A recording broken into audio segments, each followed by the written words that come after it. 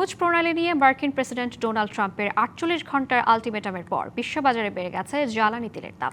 পাশাপাশি ইসরায়েলের যুদ্ধ চালিয়ে যাওয়ার ঘোষণার পরও প্রভাব পড়েছে তেলের বাজারে। বার্তা সংস্থা গার্ডিয়ান জানিয়েছে, রবিবার রাতে মার্কিন অপরিশোধিত তেল ওয়েস্ট টেক্সাস ইন্টারমিডিয়েট WTI মে মাসের সরবরাহের দাম 1.8% বেড়ে যায়। এতে প্রতি ব্যারেল তেলের দাম $100 ছাড়িয়ে গেছে, যদিও পরে তা কিছুটা কমেছে। একই সময়ে নর্থ সি ব্রেন্ট ক্রুড তেলের মে মাসের সরবরাহের দামও সমহারে বেড়ে প্রতি ব্যারেল $113.44 দাঁড়িয়েছে। তবে লেনদেন শুরুর 45 মিনিটের মাথায় তা কিছুটা কমে $111 দাঁড়ায়। গেল 27 ফেব্রুয়ারি ইরানে মার্কিন ইসরায়েলি হামলা শুরুর আগের দিন WTI ও ব্রেন্ট ক্রুড তেলের দাম ছিল ব্যারেল প্রতি 67.02 এবং $72.48। দরপতন হয়েছে এশিয়ার শেয়ার বাজারেও। 200-র বেশি সার্ভিস ও ফিচারে লেনদেনের সব বিকাশ অ্যাপে সম্ভব।